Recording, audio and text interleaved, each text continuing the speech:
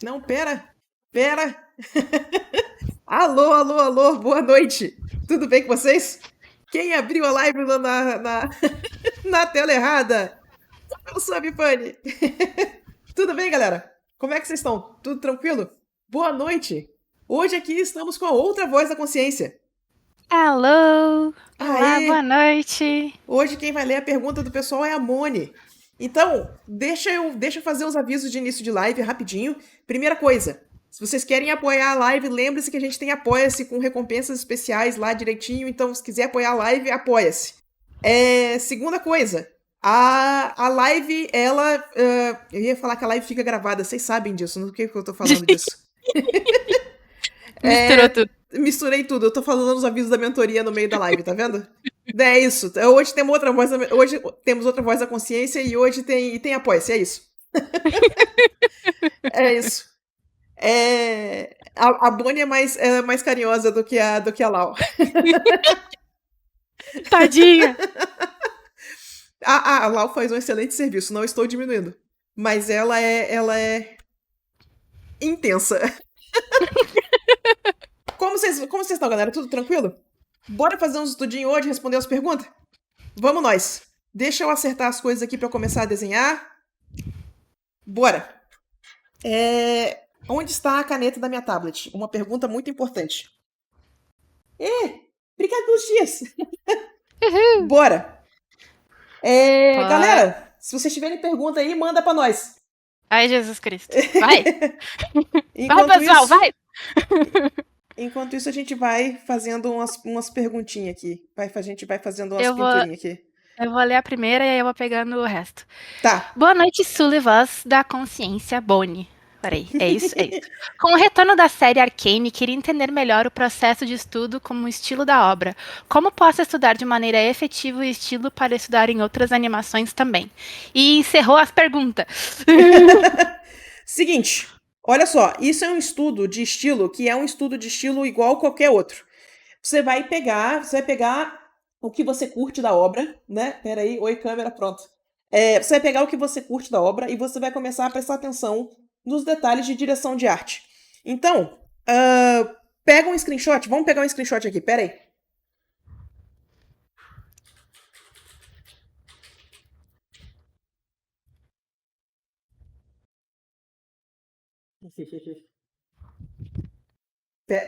Peraí que eu estou me divertindo. Bora. A gente vai querer alguma coisa mais rosto de personagem, eu vou pegar um pouquinho mais rosto de personagem. Vamos lá. Olha só. Pena que tá pequenininho. Mas olha só pra gente ter ideia. Algumas coisas que a gente já pode perceber, né? Primeiro, os shapes são sempre bem marcados. Então, eles fizeram esse trabalho de modelagem de uma forma muito interessante. Então, quando você for fazer o desenho de cabelo, por exemplo, fazer esse tipo de shape bem intencional. Ó, olha que massa. E isso acontece em todos os personagens da série. O cabelo sempre bem modelado. Outra coisa, marcação de planos. Essa marcação de planos aqui que eles marcam no rosto, sabe? Se eu tivesse um screenshot um pouquinho melhor, dava pra ver um pouquinho melhor, mas acho que dá para pegar a ideia. Ó, a gente tem planos marcadinhos, nem sempre tudo é render suave. Então, esses planos marcados, essas marcaçõezinhas que vocês estão vendo aqui, trazer isso pro estilo de vocês. Muito dessa luz de recorte. Eles usam bastante. Outra coisa, nível de saturação. Vocês veem que a gente tem umas cores bem saturadas. Ó, a gente tá quase na ponta do triângulo. É bem saturadão mesmo, ó. E aí, o que acontece? A gente tem cores, o uso de cor é bem intencional. Então, olha só que interessante. Nessa cena aqui que a gente pegou, a gente tem duas cores, basicamente. A gente tem o rosa e a gente tem o azul. O fundo inteiro é baseado nessa paleta desse rosa. Ela não desvia tanto desse rosa que a gente tá vendo da roupa e do cabelo da Vai, sabe? Então você vê que a paleta é bem intencional. O uso de cor é bem intencional. Nas cenas da Jinx, a mesma coisa. O azul que eles usam é muito particular pra Jinx, sabe? Então, começar a prestar atenção nesse tipo de coisa. Sempre esse tipo de análise que a gente faz pra gente conseguir reproduzir a direção de arte de uma forma bem sucedida, certo? Espero que tenha ajudado um pouquinho. Nós, que mais? Boa noite, Sul e Voz do Além. Vocês conhecem algum site de gestual que deixa adicionar suas próprias imagens? Tenho muitas imagens de referência no meu PC e queria usá-las para estudar gestual usando o timer desses sites, mas não encontro nenhum que aceite usar suas próprias imagens. Podem me ajudar? Olha só, eu não conheço um site específico que faz isso, mas eu conheço um programa. Tem o Quick Poses. Deixa eu mostrar aqui, rapidão. Espera aí, Quick Poses. Espera aí que eu consigo digitar. É real. Esse aqui. Esse aqui. Esse site. Esse site tem esse desktop app aqui, ó. Aham. O problema é o seguinte, ele não é gratuito. Você tem que doar $15. Mas, a partir do momento que você doa $15, ele tem essa interface aqui, ó, que ela é exatamente igual a dos sites. Tem timer, tem modo aula, e aí você vai adicionando as pastinhas de referência e ela roda no seu PC direitinho. Então, não é de graça, mas a solução que eu conheço é essa. Ela é bem boa. Eu, pessoalmente, é o que eu uso, na verdade. Eu não uso esses sites, eu uso as minhas pastas de referência. Então, ele vem com o aplicativo e já vem com 5 pacotes para você começar com as suas fotos. Então, o que eu recomendo é esse quickposes.com desktop app. Dá uma olhadinha. Mas site mesmo que a gente consegue adicionar as próprias fotos, eu vou ficar te devendo. Esse eu não sei se eu tenho, não. Ia ser bem bom, no entanto. Mas aí eu acho que ia começar a usar a banda desses sites. Eles não iam ficar muito felizes com isso. Mas enfim, é isso. O que mais? Boa noite, Sula. Tenho tido problemas para vender minha arte. É como se meu estilo não fosse comercial, mesmo já estando em um nível aceitável. Sinto que já tentei de tudo. Alguma dica ou apenas desisto de arte? Ai, não desiste, não. Nossa, não. Não. Olha só. O que eu recomendo para você é pegar portfólio review. Você vai pegar e você vai levar a sua arte para outros profissionais que estão trabalhando na área e vai perguntar para eles o que está acontecendo. Mas não é uma questão do tipo, julguei que estou bom o suficiente. Quem vai te dar essa sugestão se você está bom o suficiente é o seu cliente. Então essa decisão fica para eles, sabe? O que eu recomendo é que você comece a fazer portfólio review. Dá uma olhadinha com o pessoal que faz portfólio review, fala com recrutadores, fala com outras pessoas que compram arte e pega um feedback mesmo, pega um feedback honesto de como que você tá, o que você precisa melhorar, o que precisa mudar ainda. Não acho que seja a questão da arte não ser comercial. Eu vejo muito estilo de arte que é possível ser comercializada sim. É muito estilo diferente, muito. Só tem que encontrar seu nicho, sabe? E o desafio é esse, é encontrar o nicho. Uma das coisas que o Portfólio Review pode te ajudar é com essa jornada de encontrar o seu nicho. Encontrar onde é que você se encaixa no mercado. Então, o que eu recomendo? Pega Portfólio Review. Mostra seu portfólio para os outros e pega a opinião de terceiros para ver como é que está funcionando. Se você tiver coragem, fala com os recrutadores de estúdio. Que os recrutadores de estúdio, eles conhecem muita gente, eles conhecem muito artista. Então, você pode não necessariamente ser selecionado para o estúdio que você está trabalhando, mas a pessoa pode te indicar mentores de arte, pode te indicar mercados diferentes, pode te indicar estúdios diferentes. Então, é sempre uma boa pra gente ter uma noção de onde que a gente se encaixa no mercado. Certinho? Vai atrás do portfólio review que nesse momento vai te ajudar bastante. Vamos pegar a experiência de artistas mais experientes que a gente, sabe? Sempre ajuda. Aham. Oi, Sula. Olá, voz da consciência, que não é a Lau. Tenho um problema e uma dúvida. O problema é que todo olho que eu tento desenhar fica estranho. Ou fica chapado, ou fica com muito contraste, ou fica sem contraste. Tem alguma dica? A dúvida é: como escolher cores para uma pintura? Principalmente na hora de colocar luz e sombra. Porque queria muito tentar me desapegar dos modos de camada. Me sinto dependente deles demais. Uhum. Olha só, eu vou começar pela dúvida, tá? Como que a gente faz pra gente escolher a cor de uma ilustração? A gente faz um negócio chamado thumbnail de cor. Thumbnail de cor, ele é igual quando você faz thumbnail para você planejar uma ilustração, o thumbnail de cor você faz para você escolher a paleta de uma peça, sabe? Deixa eu ver o que eu tenho de thumbnail de cor aqui que eu posso mostrar. Pera aí. Essa aqui, não. Pera aí. Essa aqui. Olha só. Ilustração para Blizzard, tá? Essa aqui foi a ilustração final aprovada. Cartinha de Hearthstone básica, né? Para eu chegar nessa paleta, eu fiz isso aqui, ó. Eu fiz esses thumbnails de cor aqui, ó. Então você vê que eu não tinha nem ideia de qual seria a cor do cristal. Eu sabia a cor da personagem, mas a cor do cristal estava em aberto. Então, eu faço uns testes e com base nos testes muda a cor do fundo. Thumbnail de cor. Você vai planejar isso aqui igual você faz thumbnail para composição. Não precisa depender de modo de camada, pode ir direto na cor que você quiser. Pode gastar um tempo nesse thumbnail de cor planejando essa ilustração de um jeito que faça sentido, de um jeito que as cores te agradem. Então, trata isso aqui como se fosse um thumbnail. É um thumbnail, né? É um planejamento. E aí você vai, quando você for pintar a peça final, você vai ter uma ideia bem melhor de como que você vai lidar com as cores finais, certo? Sobre os olhos não estarem ficando aceitáveis. Eu não sei exatamente. Eu teria que ver para te dar uma resposta final do que está acontecendo. Se é muito contraste, se é pouco contraste. Mas o que eu posso te dizer usa referência. Pega uma referência de um artista que você curte, pega uma referência de uma ilustração que você curte o resultado e compara o que você está fazendo de diferente.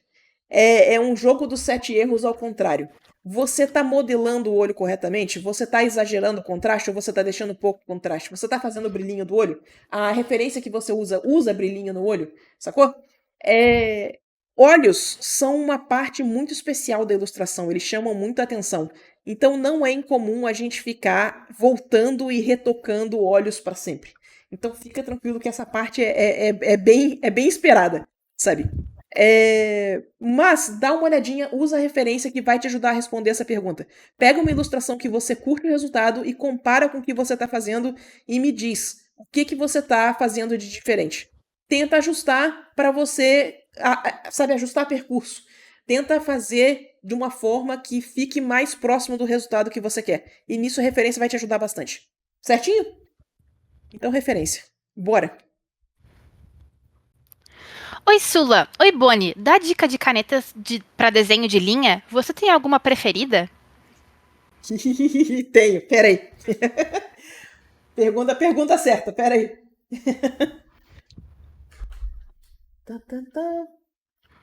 Tem umas canetinhas aqui, peraí, deixa eu achar outra, porque são duas. São essas canetinhas aqui, ó. Eu amo elas de paixão. Elas são da Tombow, ó. Essas duas aqui, ó. Eu uso mais azul do que a verde, mas eu uso elas bastante, tá? Elas são muito boas. Eu gosto demais dessas canetinhas. Eu tenho uma coleção de Copic, eu amo de paixão, eu preciso usar mais. Mas para arte final são essas duas canetinhas aqui, essas duas da Tombow. Deixa eu botar na tela de novo, peraí. Rapidinho. Eu botei o link para elas no chat. Obrigado. Essas canetinhas, elas são muito boas, adoro de paixão. Tem as da Unipin, que são boas também. E mais honestamente, é uma questão de conforto. Essas aqui são as minhas favoritas. Não estou recomendando dizendo que essas aqui são as melhores. Essas aqui são as que eu mais gosto. Mas eu tenho caneta de todo tipo aqui. Inclusive, essas canetinhas aqui, ó, essas amarelinhas, elas desenho com elas igual, sabe? Então, não tenha medo de experimentar. Não tenha medo de comprar um monte de caneta e encontrar a sua favorita, sabe? Mas se estiver procurando caneta para experimentar, experimenta essa que eu gosto bastante. Stabilo é bem boa também. Stabilo, Unipin. Tem as da Sakura que são muito boas, sabe? Então experimenta. Veja qual é a sua favorita, sabe? Mas fica a minha recomendação pelas da Tombow. Nós. Boa noite, Sula. Tudo bem? Existe diferença entre ilustração e key art? Em que outros setores um artista ou ilustrador pode trabalhar na indústria de games? Parece que a maioria dos trabalhos ou mais visados sejam splashes e card games. Olha, o ilustrador normalmente trabalha com splash ou card game. No momento, essas são as duas grandes ocupações. No entanto, se você é artista conceitual, você pode trabalhar com concept. E concept abre um monte de espaço na indústria. Sabe, concept é uma coisa que tem uma demanda muito grande, mas ela é uma demanda diferente da demanda de ilustração. Concept é menos refinado, concept é menos polir a imagem e muito mais fazer um monte de ideia num curto espaço de tempo. Então, tem que ver se concept é adequado para você. Mas essas são as duas principais posições de artista que eu conheço. Mas para ilustração, realmente é splash e muito card game. Muito. O que é um key art? Vocês já se perguntaram? Deixa eu fazer um desvio de assunto rapidinho aqui. Vocês já se perguntaram como é que estúdios diferentes chamam posições diferentes de nomes diferentes? As mesmas posições de nomes diferentes? A gente teve uma discussão, inclusive, do que às vezes você é sênior numa empresa e na outra você vai entrar como júnior, sabe? Essas posições, essas formas como os estúdios chamam as coisas, depende muito do estúdio. Então, o que é um key art? Key art é uma imagem que define a direção de arte da franquia. Sabe? Ela é tipo, olha, isso aqui é a vibe que a gente quer. Tá aqui uma ilustração, uma arte-chave. Por isso chamado de key art. Então, eu tenho a sensação que nem todo estúdio vai trabalhar com essa ideia de key art. Mas alguns estúdios trabalham. É um tipo de ilustração, mas não sei quanto que tem demanda para esse tipo de coisa. Ela tá no meio do caminho entre concept e ilustração, porque a parte da criação do key art vem muito do concept, e eu acho que ela vem de um negócio chamado Blue Sky Phase. O Blue Sky Phase é um momento em que o projeto não está definido ainda, e o pessoal joga um monte de ideia na mesa, sabe? Você tá definindo direção de arte, você tá definindo os personagens, tá definindo sobre o que vai ser aquela história, sobre o que vai ser esse projeto. Então, me dá a sensação que o final do projeto de Blue Sky Phase, esse final em que você tá sonhando qual é o projeto idealizado, sai uma key art, e essa key art vai guiar o projeto todo. Mas vale a pena vocês perguntarem para pessoas que trabalham com esse tipo de coisa, o pessoal que trabalha mais com concept. Faz essa pergunta para outros artistas, faz essa pergunta para o Marco Álvares, por exemplo, que eu acho que você vai ter resposta bem interessante. Certo? Nós. Eu amei esse. Boa noite, Capitã Sula e Tenente Bonnie. Como estão? Minha dúvida é: como fazer aquela textura de coxinha suculenta e bem frita? Quando tento fazer, não consigo dar aquele aspecto de casquinha crocante e fica parecendo uma argila. Fica parecendo argila. Tá, justíssimo. Vamos procurar uma referência boa? Pera aí, ainda bem que eu acabei de comer. Pera aí, vamos lá. Eu tô esse tempo todo com a câmera na minha cara, né? Manezíssima. Pera aí. Coxinha. Coxinha. Não é coxinha da asa, a gente quer coxinha. Vamos lá. Aham. É isso. Pera aí. Pera aí. Aham. Deixa eu botar a câmera de volta. Aham, coxinha. Vamos dar uma analisadinha no que faz essa textura de coxinha, né? A gente vê mais textura na transição entre a sombra e a luz, ó. É onde tem mais contraste. Na luz tem um pouquinho de aspereza, na sombra tem um pouquinho mais de aspereza. E tem um pouquinho de variação de cor. Tem umas áreas mais vermelhinhas, tem umas áreas um pouquinho menos saturadas, mas no geral, ó, tem que ter um pouquinho. Aí vem a pergunta: será que tem que ter as rachadurinhas? Eu acho que as rachadurinhas contribuem. Sabe, a gente tem, ó, esse tipo de textura aqui. E aí, vamos lá, vamos ver o que a gente consegue fazer. Vamos lá, peraí.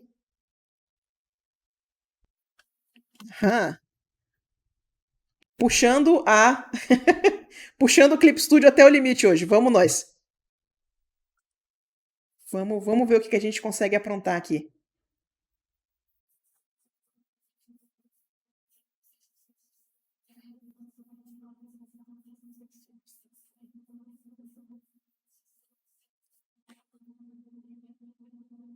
Aqui, peraí, eu quero esse pincel, esse mesmo que eu usei para fazer o sketch.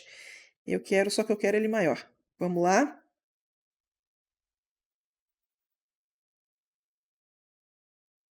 Não, saturada essa sombra, né? Saturada. Isso. A sombra tem que ser saturada, senão não vai dar certo.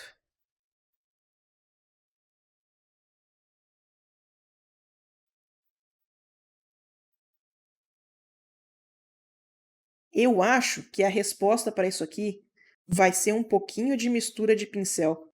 Não vai ser nem uma coisa nem a outra. Mas olha só. Não vai ser só uma coisa ou só outra. Vai ser um pouquinho das duas coisas. Primeira coisa que a gente tem que pegar é essa variação de cor.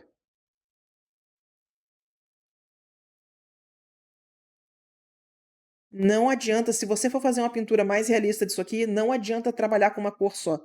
A gente precisa trabalhar com essa variação de cor deliciosa que tem. Tem um pouquinho de luz refletida, tem um pouquinho de laranja aqui, ó. Uhum.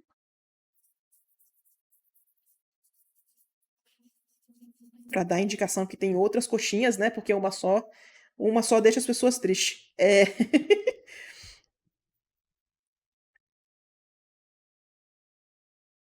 Deixa eu pegar um pouquinho mais vermelho.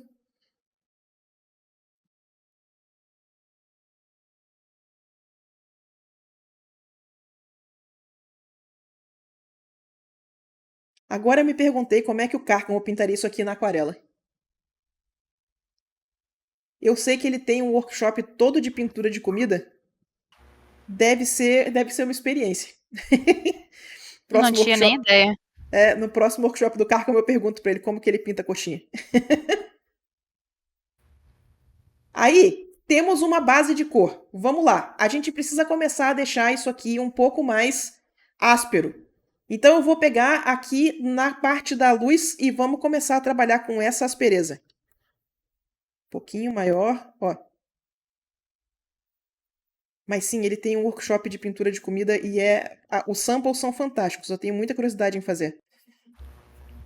Para quem Tem não todo um conhece, mercado pra isso, né? Eu tem vou todo pegar o o link. mercado para ilustração de comida. Para quem não conhece, gente, Cárcamo é um exímio aquarelista.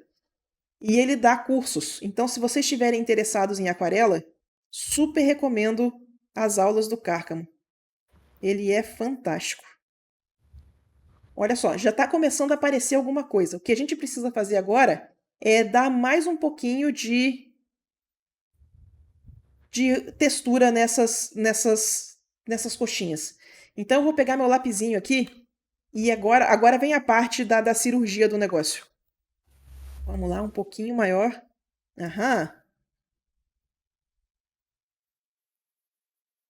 E eu acho que vai rolar um overlayzinho depois, hein?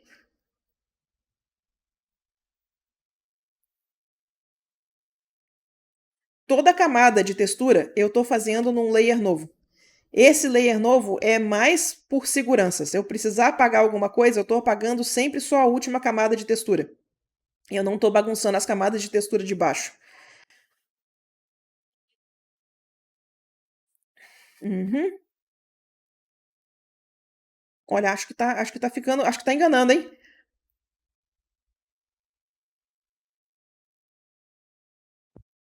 Comi essa coxinha, hein, Sula? Então tá dando certo. Tá dando certo. Vamos lá. Eu vou fazer mais uma carimbada de textura por cima.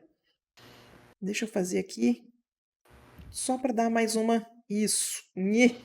Deixa eu fazer um overlayzinho, só para garantir. Só para deixar. Só aquele subsurface scattering delícia. Era aí.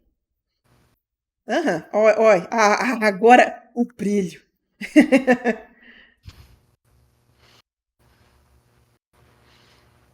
Isso aqui é anos de publicidade e a gente sabendo que o que vem de comida é saturação. Olha a nossa coxinha. Tá aprovada? Nossa Oh, coxinha se vira nos 30. aprovada, chat? É nóis. Deixa eu botar mais uma texturinha aqui para ela ficar um pouquinho mais ásperazinha. Ó. Pronto. Nós. Lê coxinha. Mas fez sentido o processo de produção disso aqui? A gente constrói a textura e a gente constrói da aspereza e coloca mais uns detalhezinhos do que fica faltando. E a gente tem uma coxinha. Certinho? Nós. Deixa eu voltar para meu estudo que vocês não estavam vendo, né? Porque eu tinha esquecido de virar a câmera. Boa noite, Sula, guru do desenho e voz da consciência. Como faço para dar aquele efeito de chuva? Por exemplo, deixar as coisas parecendo molhadas, com personagens e cenário. Cara, efeito de coisa molhada é complicado porque a gente vive numa época que Not Safe for Work existe. Então, toda vez que você fizer o efeito, se ele ficar um pouquinho mais gelatinoso do que devia, as pessoas vão achar que é outra coisa, tá? Mas, dito isso, normalmente você vai pega um multiplyzinho aqui, ó, e faz o caminhozinho de onde passou a água, ó. Vamos fazer um negócio bem emo aqui, vamos lá.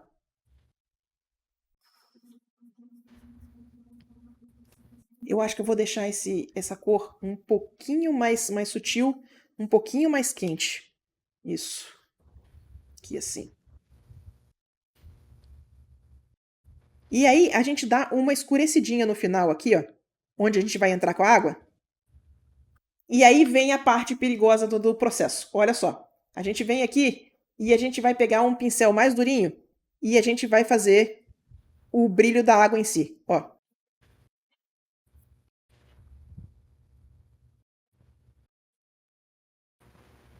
Tem que tomar muito cuidado para não ficar mais gelatinoso, como a gente comentou, né? Gelatinoso do que.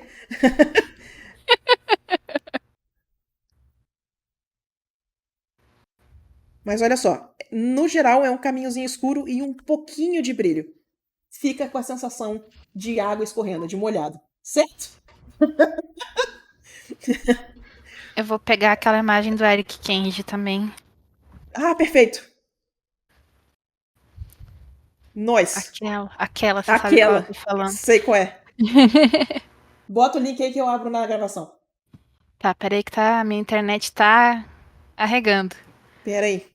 Avisa quando o link estiver lá. Tá bom. Que Ih, eu vai demorar. vou pintar enquanto isso. Ah, meu Deus do céu. Mas é isso. Então é o dilema da gente lidar com brilhinhos brancos. Ele pode passar uma sensação leitosa, muito fácil. Pronto, botei ali no chat. É obrigada essa imagem mesmo. Nossa. Olha que massa. Olha esse suadinho, que fantástico. Você vê que é basicamente a mesma ideia, só que tem um pouquinho mais de brilho no caminho do suor. Ó, tem um pouquinho mais de brilho na hora que a gente passa em cima do brilho do braço, dá uma intensificada no brilho do caminhozinho mais escuro. Mas a estrutura é bem essa que a gente discutiu. E essa ilustração é uma delícia, adoro ela. Beijo, Eric.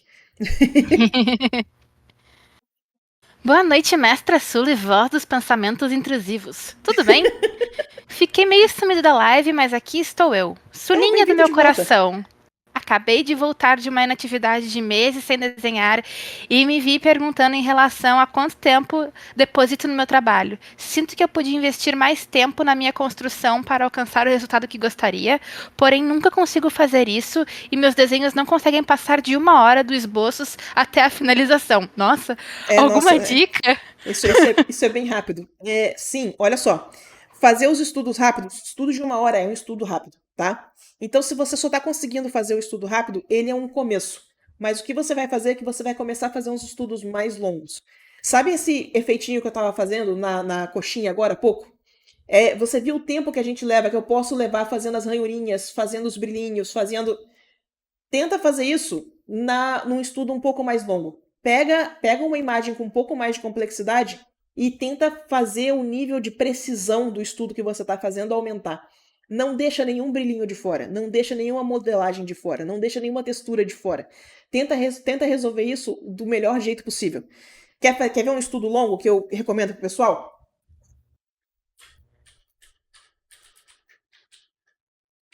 Aham.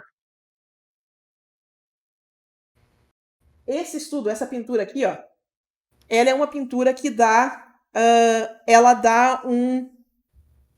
ela dá um estudo longo muito bom, sabe? Porque tem que pintar a vegetação inteira, tem que pintar o tronco da árvore, tem que pintar cabelo, tem que pintar tecido, tem que pintar esse negócio todo. Então, dá uma olhadinha, pega uma referência um pouquinho mais complexa e tenta fazer o estudo de uma referência um pouco mais completa. Não precisa fazer sessões de mais de 1 hora. Faz 1 hora por dia, sabe? Pega um dia, gasta 1 hora. Pega no segundo dia, gasta mais outra hora. E vai tentando puxar essa precisão, que você vai chegar no resultado interessante. Mas o jeito que você aprende a gastar mais tempo com ilustração é fazendo estudo. Normalmente, quando a gente está trabalhando só de imaginação, a gente costuma simplificar as coisas na nossa cabeça. E essa simplificação leva a desenhos mais simplificados, desenhos mais estilizados, sabe? Mais cartunescos. Então, se você quer começar a gastar mais tempo e tirar um pouco desse aspecto de cartoon, tirar um pouco desse aspecto mais estilizado, começa a trabalhar com referências mais realistas. E essas referências mais realistas vão demandar mais tempo, certo? É isso. Bora fazer os estudos. Boa noite, Sula. Você acha que vale a pena fazer faculdade de artes na Federal? Tenho chances altas de passar, mas tenho medo de gastar 4 anos e não arranjar emprego depois. No momento já trabalho com commissions e tenho uma renda ok e alguns clientes fixos. Ai, eu queria muito ter uma resposta simples e fácil para essa pergunta. Moni, você quer contribuir? Eu sou formada em artes visuais e o diploma de artes visuais só serve para você basicamente ser curador de museu. Eu sou Então, muito amarga com a faculdade que eu fiz. esse é o problema, sabe? Esse é um dos problemas. O diploma ele vai ter utilidades sociais, não necessariamente utilidades profissionais dentro da arte. Você não vai ser uma vantagem nenhuma você ir procurar emprego no estúdio e você falar que você tem formação em artes visuais. O pessoal, eles literalmente não ligam, sabe? Então, eu não quero falar que você não faça faculdade, mas saiba que a aplicação do diploma da faculdade de artes visuais não é. Ela não vai traduzir diretamente em emprego. Não é isso que vai acontecer, sabe? Hoje em dia nenhum diploma traduz diretamente em emprego, sabe? Nem diploma de médico, nem de advogado, nem de nada, sabe? Exato. Então, o Mas diploma tem outras finalidades. Por exemplo, é bem mais fácil você tirar um visto com diploma. Se você tem 3º grau, isso conta pra caramba na hora de você tirar um visto para viajar para fora do país. Mas vale a pena o investimento? é que, tipo, faculdade federal é de graça. Então, se não Isso. for tomar muito seu tempo, faz. Sabe? Eu não me arrependo de ter feito faculdade, eu me arrependo de ter feito artes, mas não de ter feito faculdade. Se eu pudesse voltar no tempo, eu faria, sei lá, Outra design. faculdade, sim. Qualquer coisa. Justíssimo. Justíssimo. Mas é isso, sabe? Eu não sei o quanto que diploma influencia no emprego hoje em dia. Na área de artes, o que vai definir se você vai pegar emprego ou não vai ser portfólio. Só isso, sabe? Então, se a única preocupação é facilitar emprego, não precisa. Mas diploma facilita outras coisas. Diploma é uma coisa importante de você ter, sabe? Dito isso, eu não tenho diploma. Então, queria ter uma resposta fácil. Não tenho. Essa pergunta é cabulosa. Pois é, ela é complicada. Boa noite, divina guardiã das artes e a tua leal aliada, que possibilita nossa conexão com o divino. Ô, louco! Meu Deus! Gente do céu. Eu desenho o que gosto, mas tenho vergonha de mostrar eles para outras pessoas. Devia mudar o que eu desenho? Não. É isso.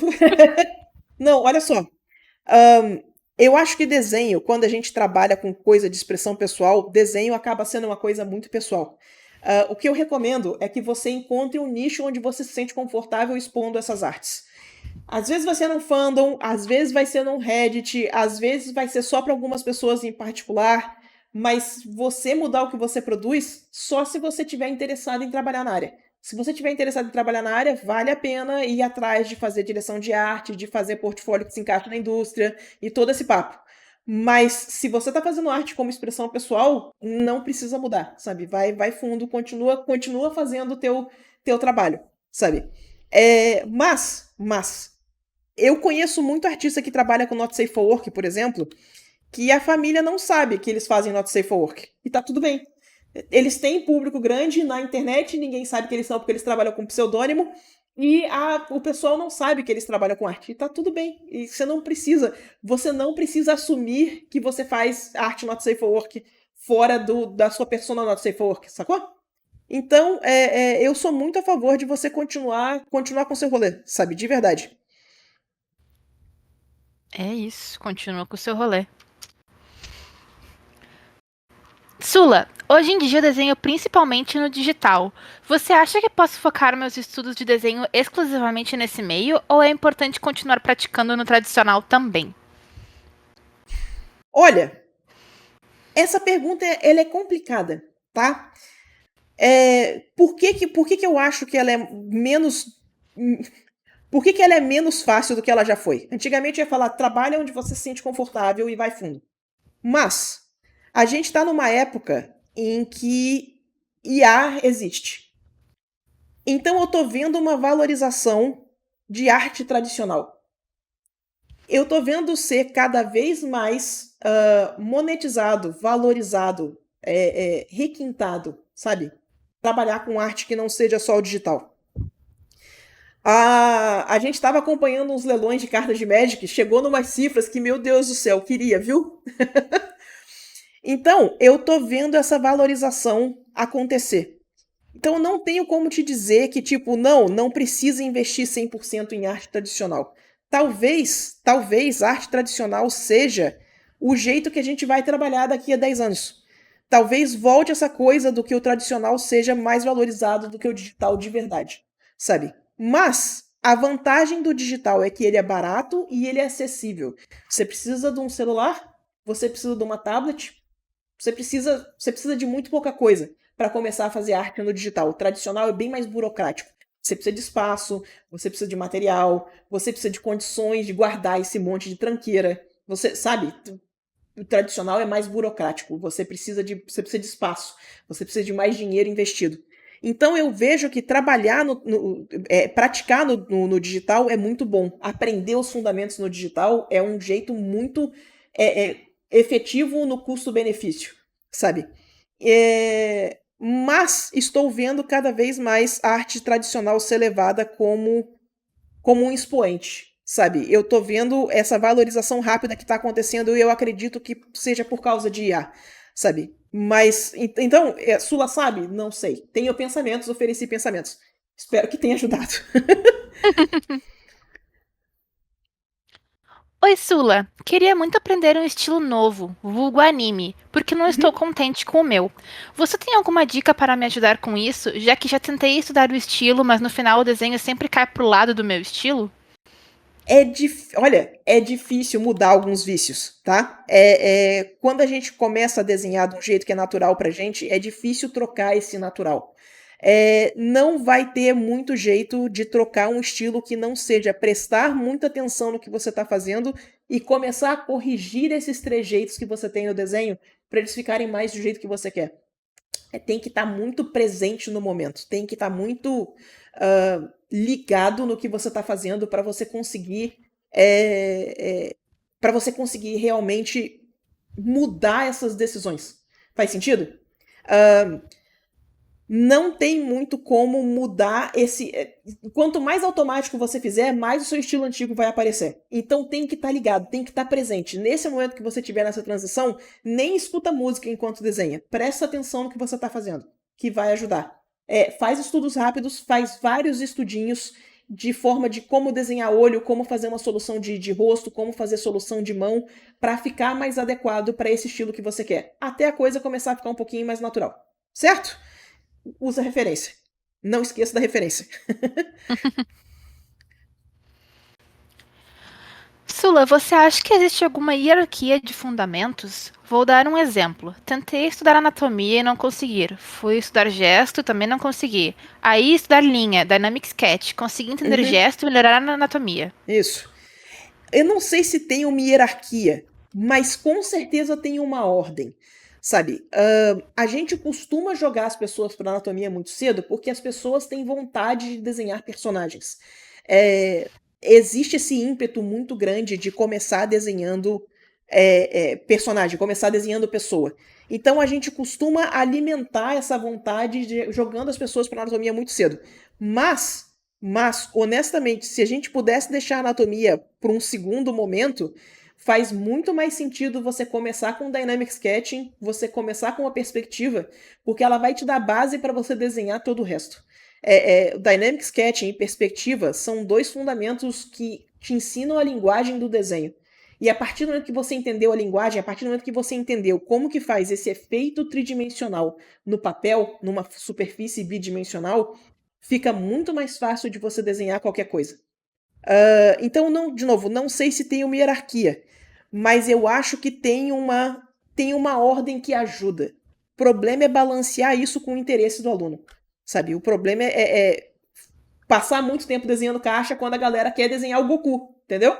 É complicado. Desenha o Goku na caixa, ué. Desenha o Goku na caixa, concordo. Normalmente é isso que a gente acaba fazendo. Boa noite. Poderia dar um geral de como desenhar olhos? Tenho muita dificuldade mesmo usando referência. Cara, eu não sei se eu tenho nada em particular, em especial, para falar sobre olhos, sabe? Se eu fizer um exemplo aqui, ele vai ficar super básico. A gente vai chegar aqui e a gente vai fazer. Até porque quando a gente tenta, quando a gente começa a fazer esse tipo de coisas meio sem referência, meio de memória, eu vou acabar indo para um olho meio de. Eu fiz muito estudo de estátua. Então, eu acho que vai acabar transparecendo um pouco desses estudos que a gente faz quando a gente quando a gente está começando a entender como é que modela um olho, como é que modela uma superfície que nem essa aqui. Uma das coisas que eu recomendo você ponderar é o seguinte, ó. Que tipo de acabamento você está buscando para o seu desenho? Porque tem vários acabamentos. Se você pegar, por exemplo, um olho que o Sargent pinta, por exemplo, ele é muito diferente de um olho que o Donato Giancola vai desenhar, sabe? Ele é muito diferente de um olho de anime. Ele é muito diferente do olho que você vai ver em Arcane, por exemplo. Qual dessas soluções visuais para olho você está procurando? Qual dessas te apetece mais? Sabe? Porque o que acontece? Uma das dificuldades que a gente tem em desenhar olho é que quando eu estou desenhando só o olho, eu consigo desenhar ele em zoom in. Eu estou desenhando vários detalhezinhos do olho, sabe? Eu estou desenhando a carninha que tem aqui no cantinho do olho. Eu estou desenhando a espessura da pálpebra, sabe? A minha pálpebra não é só uma marcação. Ela tem espessura. Eu estou realmente desenhando a espessura da carne que está em volta do olho. A gente está fazendo toda a parte de modelagem dessa estrutura que tem em volta do olho. E isso é o tipo de coisa que você só vai querer marcar se você estiver desenhando o olho bem de perto.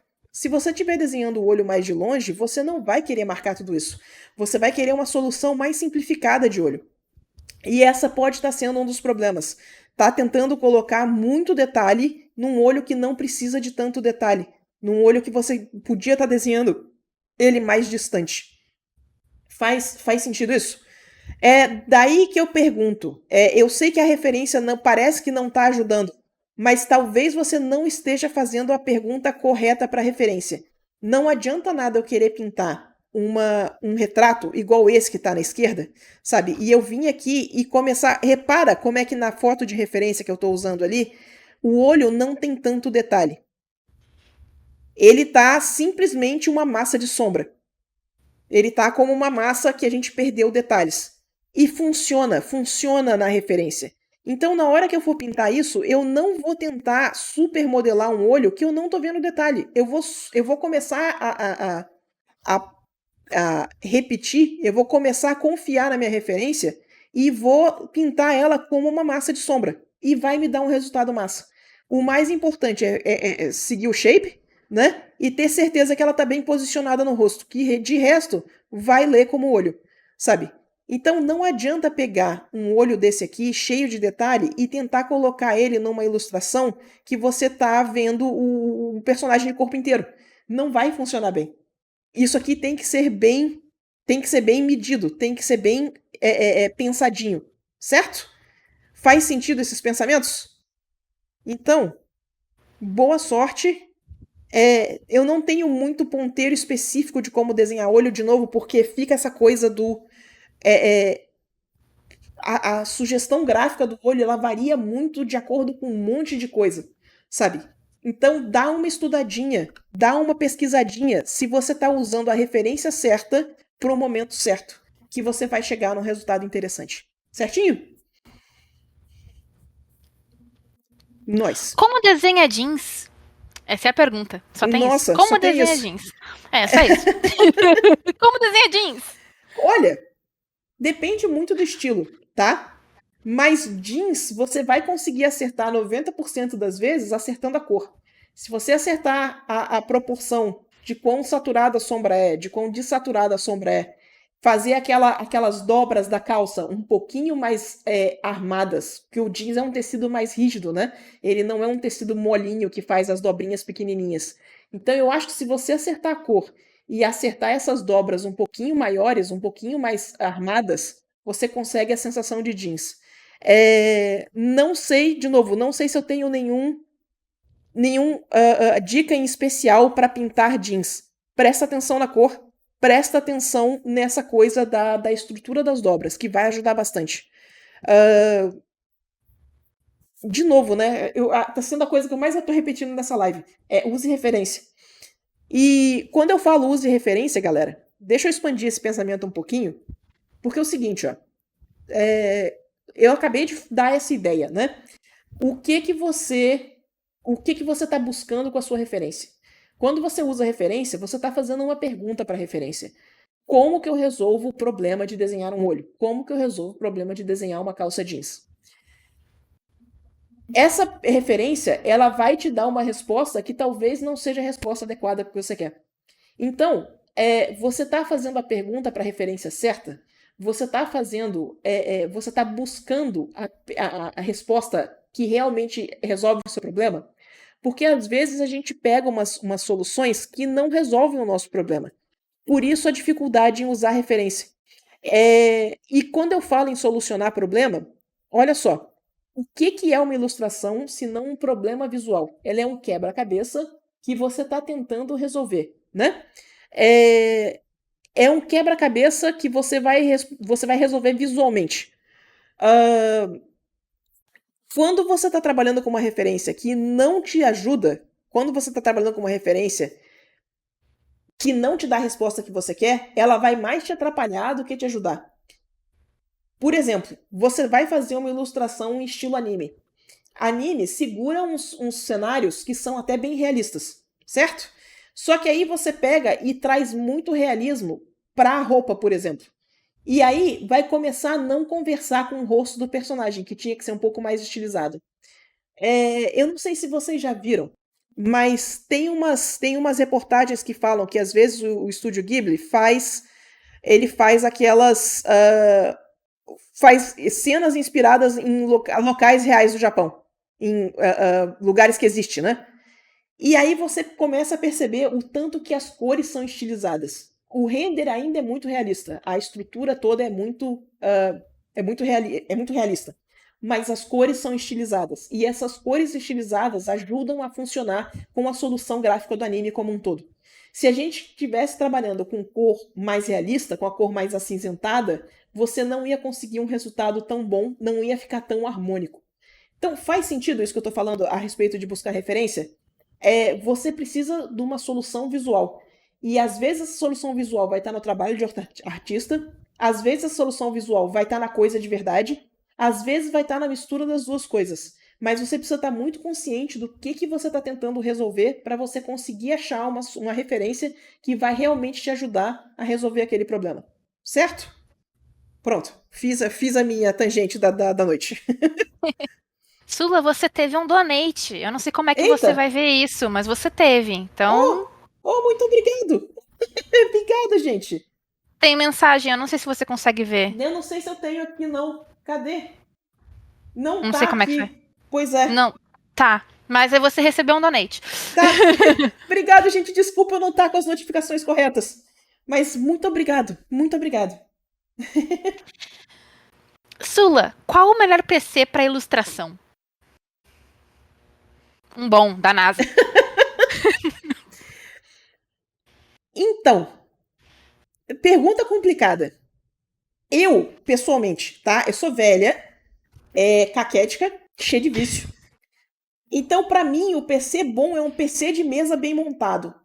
Bota um processador bom, bota uma placa de vídeo, coloca a maior quantidade de memória RAM que você conseguir e seja feliz. É um PC que vai te servir muito bem. Ele vai te servir para um monte de coisa, mas principalmente para ilustração. Quando você me pergunta qual o melhor PC, tem várias opções. Tem laptop, vai ter Apple, vai ter laptop fechado das Dell da vida, vai ter, sabe? Eu sou do time PC de mesa, tá? Meu computador tá montado aqui, amo ele de paixão, não troco por nada. Então, respondendo a pergunta que ela foi feita para mim, um PC de mesa bem montado é o ideal. Só que PC de mesa te trava num lugar só. Você não vai levar esse trambolho aqui para viajar. Você não vai levar ele e casualmente desenhar em outro cômodo da casa. Você tá preso aqui no estúdio, sabe? Mas para mim isso funciona porque eu tenho a tela grande, eu tenho um monitor grande, eu tenho um estúdio montado que facilita eu desenhar. Então eu sou muito a favor desse setup, dessa ideia de um estúdio montado para trabalhar. Isso é muito pessoal, no entanto. Isso aqui não significa que seja o melhor, tá? Então eu preciso que você me responda. O que você prefere? Para você a mobilidade é importante? Porque se duvidar, o que você precisa não é nem um PC, é um iPad. Sabe, um iPad com Procreate leva muito artista muito bom a resultados fantásticos, sabe? Então, às vezes que você vai precisar de um iPad. Às vezes vai ficar tão caro quanto um PC de mesa, se você pegar os iPads mais caros, sabe? Mas vai te servir super bem. Então, é uma questão de o que você precisa. Você precisa que esse estúdio tenha mobilidade? Você prefere telas grandes? Você não tem problema em ficar muito tempo num lugar só? Ou para você é importantíssimo, eu viajo muito, eu não gosto de ficar muito tempo no lugar, eu vou querer trabalhar no sofá todo enrolado, sabe? É você que tem que me responder isso. Então a solução ideal envolve a resposta de todas essas perguntas.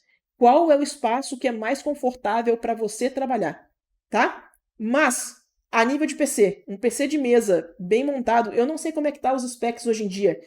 A Intel acabou de dar uma pisada na banana aí, que eu sei que essa última linha dela tá com a performance risível. Então, no momento, eu acho que a máquina é a AMD com uma quantidade boa de memória RAM. E vambora. Bora! Sulinha e voz do coração. Eu produzo mais artes digitais com aspecto mais pincelado e menos polido. Quero Uhum, aplicar para card games, mas queria uhum. saber que outros tipos de jobs aceitam esse tipo de pintura digital. Suas lives são incríveis. Obrigado! Que bom, eu fico feliz que é útil. Olha só, normalmente o trabalho que complementa a parte de card games é o editorial. O pessoal que compra capa de livro, pessoal que compra pôster, pessoal que compra arte para filme. Então é o trabalho editorial. Editorial vai ter bastante coisa também. Dá uma olhada, pega seus artistas favoritos e se pergunta com o que eles trabalham. E aí você vai começar a descobrir os mercados onde dá para se encaixar. Card game é muito bom porque ele tem uma demanda muito grande. A partir do momento que você consegue se entranhar nesse mercado, a demanda é quase contínua, sabe? Então não falta trabalho. Coisas que nem capa de livro é um pouco mais esporádico. Mas capa de livro, capa de jogo de tabuleiro, o mercado editorial mesmo, o mercado que passa por um trabalho de editoração. Também tem bastante demanda. Então são os mercados primos aí. É onde dá pra gente se meter. Peraí. Peraí, eu tô operando. Tá. É, é que. O que foi? Calma, é que a Fanny apagou umas perguntas e eu tava pegando e a Fanny foi apagando e agora eu tô confusa? Calma lá. Um, dois, três, quatro. Dá pra mandar mais uma. Só mais Bora. uma. 5, deu, acabou, fechou.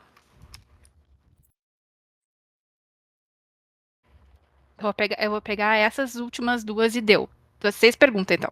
Bora. Ah, tem meia hora ainda, vai dar tempo. Pois é. Vamos lá, cadê aqui?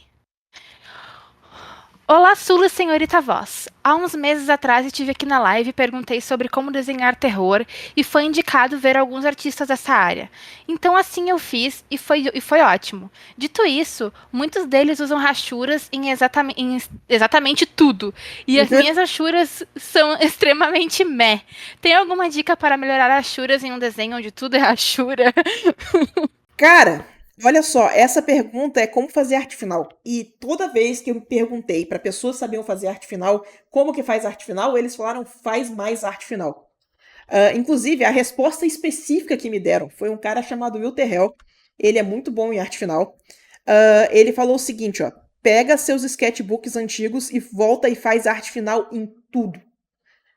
E então, para você ficar bom em Ashura, tem que Ashurar. Tem que Ashurar pra caralho.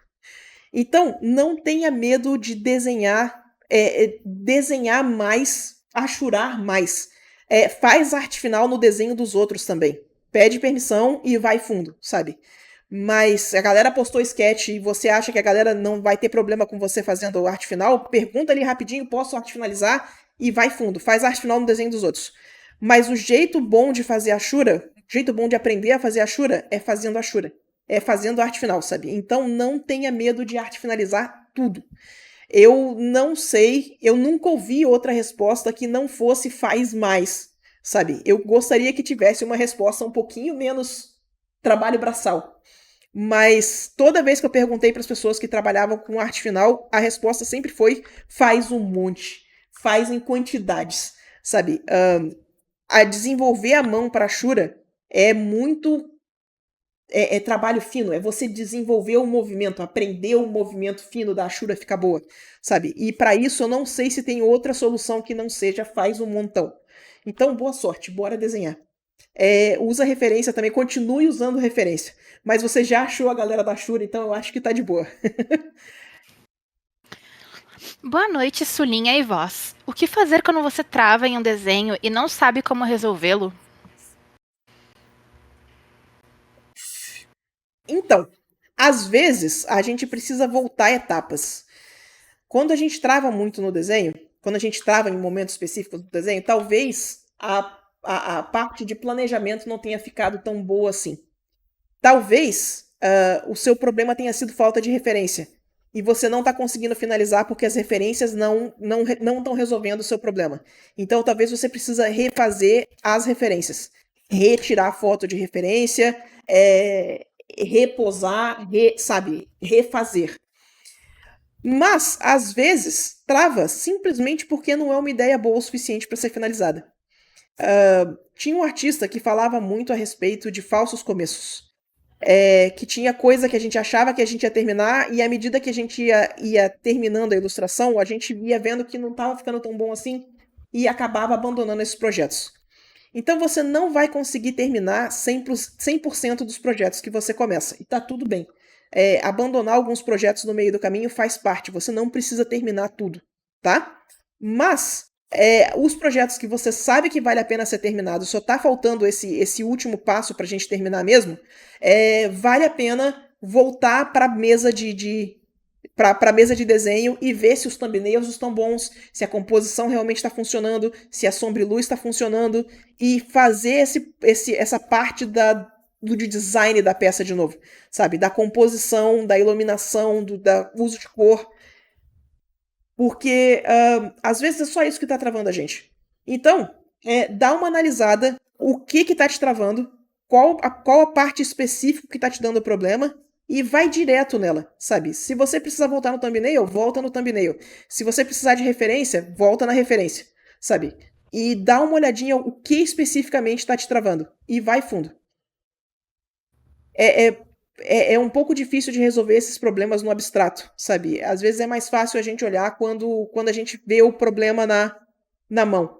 Mas, basicamente, as soluções costumam ser essas, sabe? Então não tenha medo de voltar etapas se precisar. Vai ajudar bastante. Boa noite. Que conselho de artista você virava a cara e hoje percebe que devia ter escutado? Ai, meu Deus! Essa é É... pesada. Essa é pesada. Essa é pesada. Cara, tem algumas coisas de organização de portfólio. Tem algumas coisas sobre direção de arte. Deixa eu ver se tem uma em especial que me pegou, que eu dei o pulo do gato, assim. Uma delas, com certeza, é uma experiência quase universal, que é o lance da gente evitar estudar perspectiva, e aí quando a gente estuda perspectiva, tudo melhora, até somatomia. Então, quando as pessoas falavam estude perspectiva, depois eu faço isso. Até o momento que eu sentei, estudei perspectiva e mudou tudo, sabe? Que mais? Teve mais coisa, teve bem mais coisa. Essa coisa essa coisa do coisas que eu devia ter feito e não fiz. E uma delas que eu tô me arrependendo hoje em dia é que eu devia ter estudado tradicional mais cedo. O tradicional tá mudando a minha forma de pintar. E eu devia ter estudado tradicional mais cedo. Mas eu sempre fui muito partidária, a gente tava falando sobre isso mais cedo, né? Eu sempre fui muito partidária da coisa que dá pra fazer no digital. E fiz muita coisa no digital. Mas tem algumas coisas, tem algumas disciplinas que eu devia ter aprendido no tradicional primeiro, que eu devia ter aprendido no tradicional logo, sabe? E eu fiquei enrolando pra pegar no tradicional o máximo que eu conseguia enrolar. E o que foi feio da minha parte. Mas, cara, quanto mais eu pensar nessa pergunta, mais eu vou encontrar respostas, sabe? Porque sempre tem várias coisinhas que a gente despreza e quando a gente vê faz diferença pra caramba, sabe? Ah, eu vou dar mais uma pensadinha sobre isso e eu posto em mídia social, eu posto alguma coisa no Blue Sky depois com esses pensamentos mais no lugar. Mas é uma excelente pergunta. Tudo bom. Tenho uma grande dificuldade em desenhar boca em perspectiva, igual a do seu desenho, por exemplo. Poderia me dar alguma dica, por favor? Sim, olha só. Uma das dificuldades que o pessoal tem em desenhar a boca, no geral, é que as pessoas costumam fazer a boca mais plana do que ela é. Quando a gente começa a desenhar a boca de frente, a gente sempre faz aquela boquinha aqui assim, aí marca um pouquinho o lábio de cima, né? Aí marca o de baixo e tá tudo bem. O problema é que quando a gente pega e faz essa simplificação, a gente está perdendo muito da informação tridimensional que tem na boca. Então vamos pegar isso aqui e vamos complicar. Se eu começar a entender essa boca de um jeito um pouco mais complexo, olha só, a gente tem isso aqui que é chamado de freio. Freio é essa parte mais saltada do lábio, bem aqui no meio. Aí a gente tem as duas asas, parecem duas asas mesmo, ó. E essas asas, elas têm volume, ela não é plana.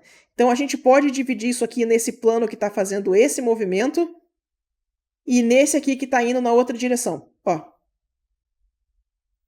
Essa parte do freio, ela senta em cima do lábio de baixo e o lábio de baixo, ele é divididinho no meio. Ele tem duas almofadinhas aqui, ó.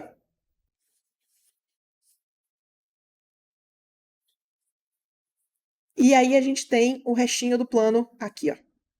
Planinho aqui, planinho aqui. Junta isso com o cantinho da boca, que é onde a boca fecha, que a gente normalmente vê esse cantinho bem marcadinho. E agora a gente tem uma ideia um pouco mais tridimensional do que está acontecendo na boca. A partir do momento que a gente entendeu essa estrutura aqui, fica muito mais fácil da gente virar isso aqui no espaço. Então, olha só. Se eu começar a fazer essa boca aqui viradinha de lado, a gente começa pelo freio, né? Agora ela está vista de lado. Vamos fazer a asa mais vista de frente aqui, porque agora ela virou para a câmera. E aí tem o outro ladinho que está em perspectiva. Ó. Isso aqui está em cima do lábio de baixo, então a gente faz o volumezinho aqui e as duas almofadinhas do lábio de baixo. Ó.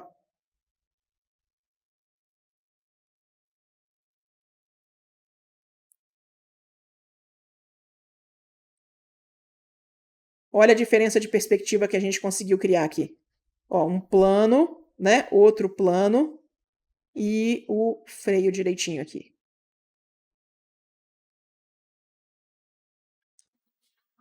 Agora, o problema de bocas é que bocas são extremamente elásticas. Elas são muito maleáveis, elas são muito moldáveis, né?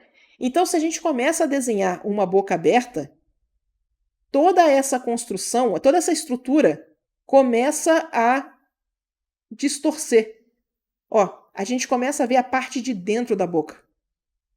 E nisso que a gente começa a ver a parte de dentro da boca, a gente começa a colocar uma infinidade de informação a mais nessa estrutura. Mas, no geral, essa estruturinha é o que a gente precisa para começar a fazer uma boquinha um pouquinho mais estruturada. Eu recomendo dar uma olhadinha em estudo de estátua. Estátua tem umas estruturas de boca muito boas, tá? Mas, principalmente, tenta transformar esse ícone aqui, que é uma coisa 2D, é uma coisa bidimensional, tenta transformar numa coisa tridimensional. Quanto mais você imaginar isso aqui como uma estrutura que tem volume, que tem forma, que tem mudança de plano, mais fácil vai ser de fazer essas transições de plano, essas mudanças de ângulo. Certo? Faz sentido? Nós. Lorde Sula e voz do limbo. O que fazer quando o render está boa no zoom, mas quando tira ela meio que perde a graça? Ah, isso costuma ser um problema costuma ser um problema de composição, viu? Você está renderizando tudo muito igual. Deixa eu catar um vídeo. Pera aí. A gente é o Swatches Academy.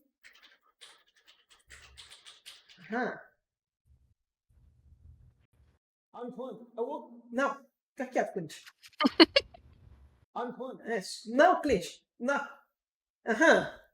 Eu vou botar esse link desse vídeo para vocês aí, tá? Ele é... Olha só. Ele tem um exemplo fantástico aqui no meio. Ele vai produzir uma ilustração. Deixa eu mostrar lá no final aqui direitinho como é que ela fica. Essa é a ilustração que ele está produzindo. Você está vendo como é que os valores, aqui embaixo está tudo escuro e aqui em cima tem alta região de contraste? Ele tem um exemplo aqui no meio onde ele bagunça essa estrutura de valores. Deixa eu ver se eu consigo encontrar aqui. Aqui, ó. Olha como é que ele pegou e causou ruído na imagem inteira. O render tá ótimo, mas olha como você perde o foco. Olha aqui e olha aqui. Então, o que está acontecendo provavelmente é que você renderizou tudo com a mesma importância. E você não pode deixar isso acontecer. Dá uma olhadinha nesse vídeo. Esse vídeo eu botei legenda em português nele. Então, carrega CC aqui e que vai funcionar. E dá uma olhadinha nesse tipo de ênfase. Você não pode renderizar tudo com a mesma importância. Quando a gente está trabalhando com áreas de importância no focal, cadê? Bingo! Quando a gente está trabalhando com áreas de importância, olha só, a gente tem essa área aqui do rosto que ela tem alto contraste. A gente tem áreas muito claras, perto de áreas muito escuras, e a gente tem vários meio tons. Ó, mas no geral a gente trabalha com muito escuro para muito claro, e a gente consegue fazer essa zona de contraste, né? A partir do momento que a gente começa a sair dessas áreas, olha só, isso aqui ainda é um objeto claro, ainda é um objeto branco, mas repara como é que o contraste dele está muito menor do que o contraste do cabelo. Olha como é que a área de escuro aqui é mais clara do que a área de escuro que a gente tem aqui dentro. Então, a gente tem essa hierarquia de render. As áreas que são mais importantes, as áreas que são as mais importantes para a ilustração, elas têm mais contraste. A partir do momento que você começa a sair dessas áreas de importância, você vai perdendo o contraste. Olha a diferença do nível de contraste que a gente tem aqui para cá. Olha como é que vai perdendo a importância o contraste. Olha como é que vai diminuindo. Ó. Então é como se a gente tivesse essas áreas. É quase, o pessoal chama isso aqui de heat map, né? Igual aqueles mapinhas que o pessoal faz. Você sai das áreas de importância, você vai renderizando essas coisas aqui com menos detalhe e com menos contraste. Você não pode renderizar tudo com a mesma importância. Isso é um problema de composição. E isso é uma das coisas que vale muito a pena prestar atenção enquanto a gente está renderizando uma peça. Faz uma diferença absurda. Você realmente tem um ponto focal, tem uma área de importância na imagem. Certo? Nós. Boa noite, Sulinha. Gostaria de saber como construir estamina para conseguir finalizar minhas ilustrações. Analisei meus desenhos dos últimos anos e percebi que tenho a mania de chegar na fase da pintura e cansar, entre aspas, do desenho, mas ainda quero ver ele colorido. Não, justo. Olha só, eu não sei uma boa estratégia para construir estamina que não seja fazendo estudo. Você pega um estudo, você vai pegar uma peça que você vai olhar e vai falar, cara, eu consigo fazer isso aqui. E aí você vai sentar e você vai tentar fazer isso aqui. Sabe? Não tem nenhum motivo para eu não conseguir fazer isso. Então você vai pegar e você vai fazer esse estudo. E só vai estar pronto quando estiver igual. É muito. Tem que ser muito preciosista. Tem que aprender a observar. É mais tempo olhando e menos tempo pintando. Quando eu estou tentando resolver, por exemplo, nesse estudo que eu estou fazendo aqui agora, eu estou tentando resolver essa boca. E olha a quantidade de transições que tem nesse plano da boca. Esse plano da boca foi o motivo pelo qual eu escolhi esse estudo. Ele é o desafio desse estudo. Então, eu não vou dar esse estudo por finalizado até essa área dessa boca estar muito parecida com a referência. Se eu acho que eu ainda consigo fazer melhor, volta e tenta fazer melhor. Sacou? É realmente a arte de gastar tempo, de sentar aqui e fazer o melhor que você consegue. Quando a gente está trabalhando com esse tipo de coisa, é realmente muito honesto. Isso aqui é o melhor que você consegue fazer? Ah, não, eu consigo fazer melhor, mas encheu o saco. Então isso aqui é o melhor que você consegue fazer, é isso que você está me dizendo. Então, trata esses estudos esses estudos longos como um desafio pessoal, sabe? Eu consigo fazer melhor do que isso. Ah, é? Então me mostra.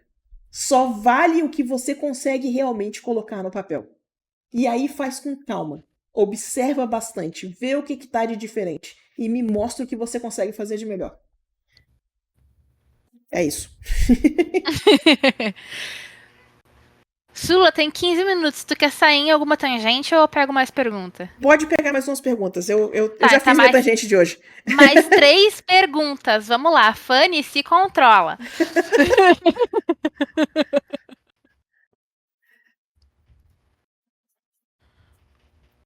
Deu? Chega? Acabou? Aê! Acabou. Nós! Tá, vamos lá. Uma, duas. Teve uma que ficou sem tag, mas eu vou ler mesmo assim. Salve Majestade Sula e Alteza Boni. Sou autor e desenhista de alguns projetos de obra e já cheguei a aparecer em live. Me diga, como posso fazer a capa de primeiro volume de um mangá ou qualquer literatura ilustrativa? Quero tentar fazer algo que chame atenção, mas que seja simples ao mesmo tempo e assustador, já que misturo muito horror e besterol, mas é puxado para o profundo. Ah, nossa! Cara, o que eu recomendo mesmo olha outros projetos de capa que te inspira. Você não precisa colocar tudo na capa ao mesmo tempo. Você precisa colocar uma coisa que vai chamar a atenção do leitor. E o que vai chamar a atenção do leitor varia muito. Sabe aquele Boa Noite Pum Pum, por exemplo? São capas extremamente simples, mas são capas extremamente efetivas. Você reconhece o mangá de longe. Então, o que eu recomendo para esse projeto em especial, faça pesquisa de capas que você acha que seria uma boa para o seu projeto. Faz essa pesquisa. Faz esse board de inspiração. E vê o que você consegue trazer para o seu projeto em si. Mas seja muito honesto com o trabalho de capa. Faz thumbnail. Faz vários thumbnail, galera. Muito thumbnail. Até você chegar no thumbnail e falar, pronto, é isso.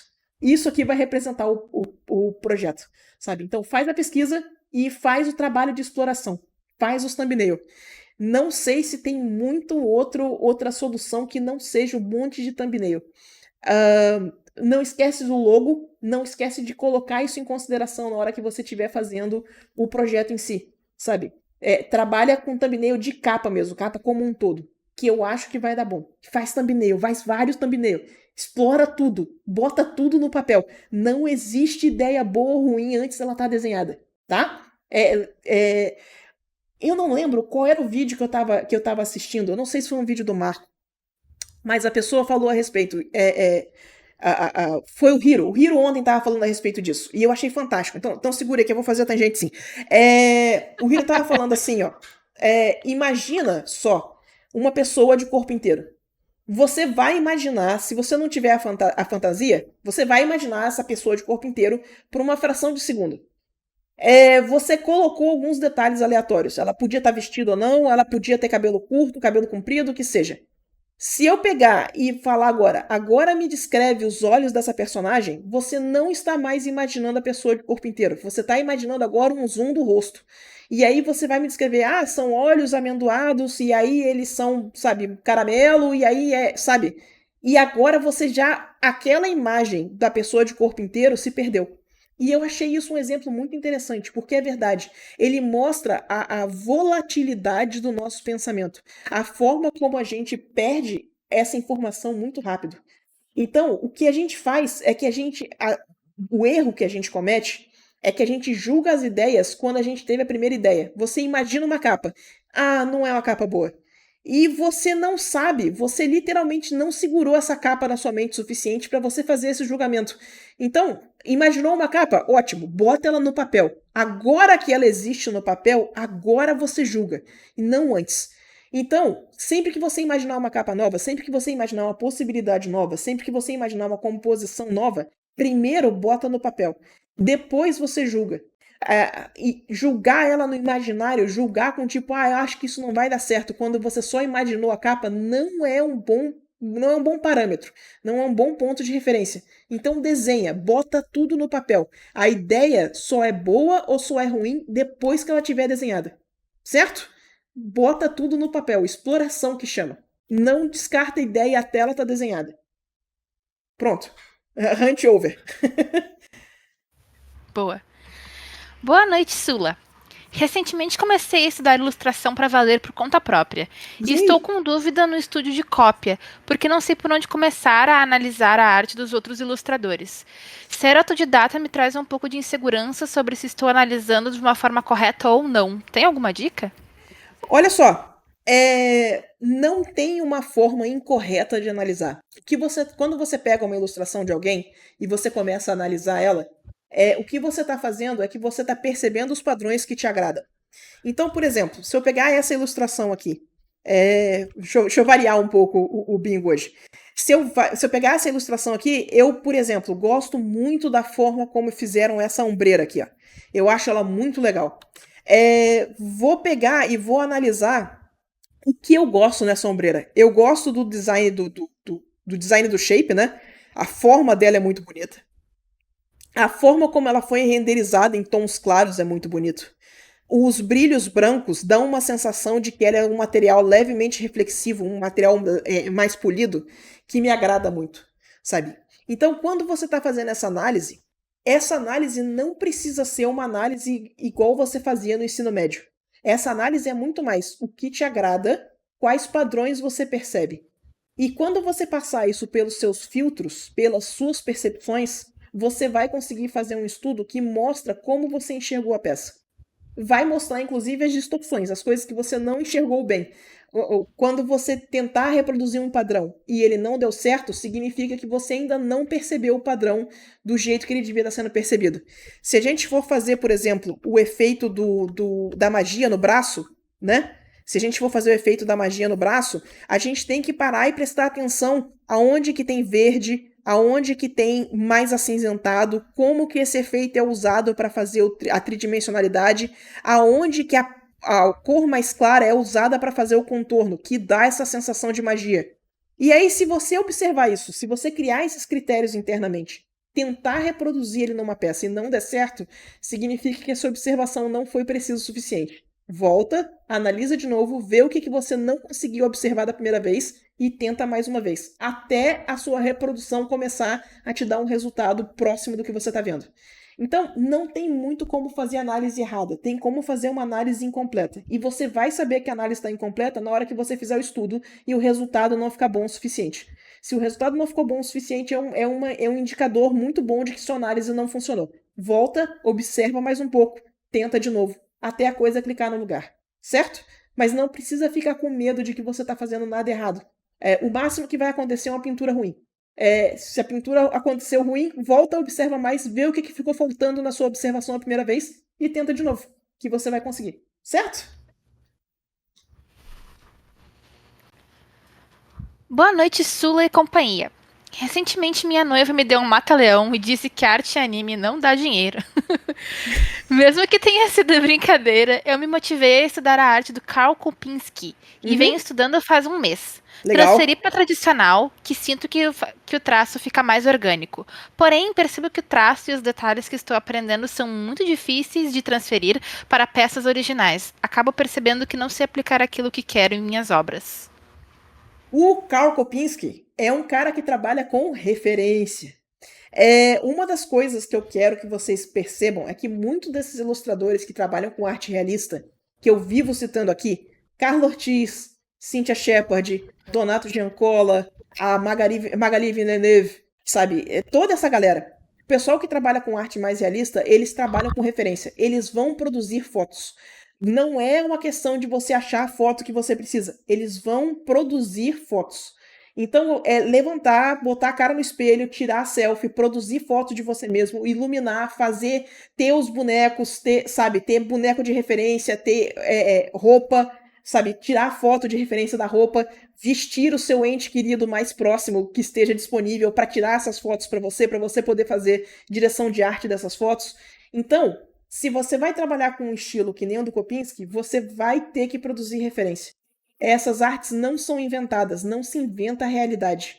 Você precisa de referência. E essa parte da referência vai fazer diferença no trabalho. Então a gente pega, faz os thumbnails, produz a referência que vai alimentar aqueles thumbnails e aí a gente chega na peça versão final. Certo? Então bora produzir referência. Bora, o que mais? Não tem mais, acabou? Acabou? Ah, meu Deus. Acabou. Faltam 5 minutos. Aparentemente eu estou Falei. falando muito de referência hoje. Galera, referência, né? Então, me perguntaram no início da live qual foi a dica que eu severamente, veementemente ignorei e que eu não devia ter ignorado. E uma delas foi de referência. Porque é o seguinte, ó, eu sempre fui muito cabeça dura. Eu tenho o problema de que eu sei que a galera produz muita referência. Só que eu sou gorda, galera. Eu não faço ilustração de gente gorda. Até faço, mas não é o ganha-pão, não é para isso que estão me pagando.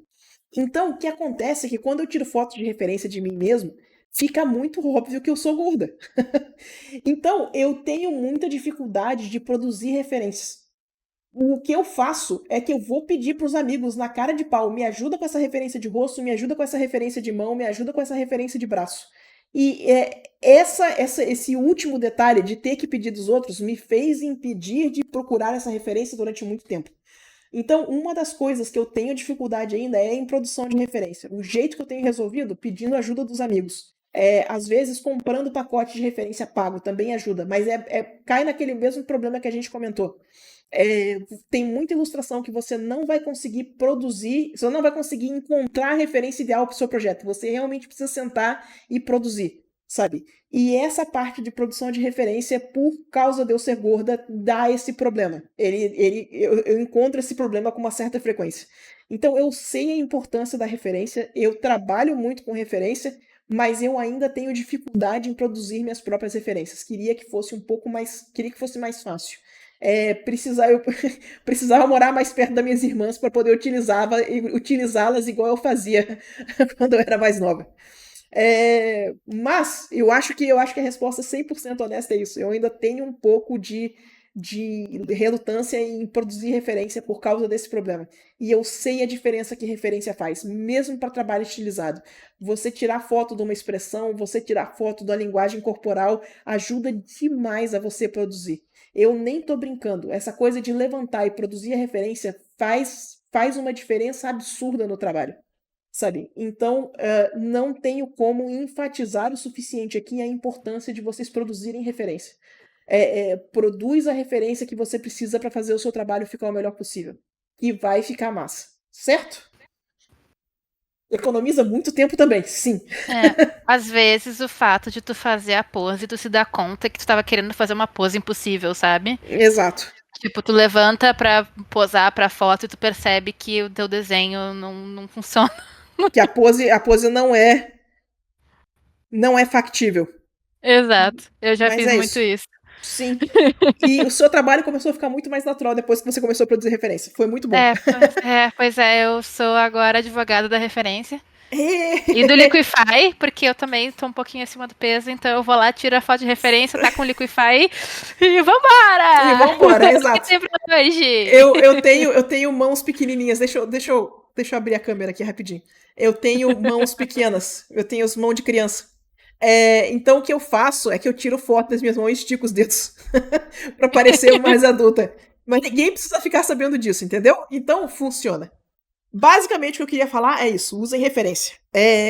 Dá mais trabalho? Dá. Mas é aquele trabalho que vai te evitar dor de cabeça lá na frente. Ele faz parte dessa parte de planejamento, de execução da peça que a gente vem incentivando tanto falando aqui. Certo? E quem tem mão pequena aí, high five. É nóis. As mãos de criança, tudo. Deixa eu contar um segredo pra vocês. Há muito tempo atrás, quando eu trabalhava com publicidade, a gente fez uma série de ilustrações para um desses órgãos do governo, que eram, tipo, ilustrações de advertência, coisas que davam problema. Então, uma das ilustrações era uma criança enfiando o dedo na tomada, e a mão da criança era a minha. Então, sim, essa é a minha história. Certinho, galera? Bora! Então, eu acho que por hoje é isso, né? Espero que tenha sido útil e a gente volta na semana que vem, tá bom? Beijão, galera! Boa noite pra vocês. Até semana que vem.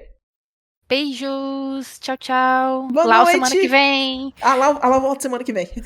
Beijo, galera. Boa noite.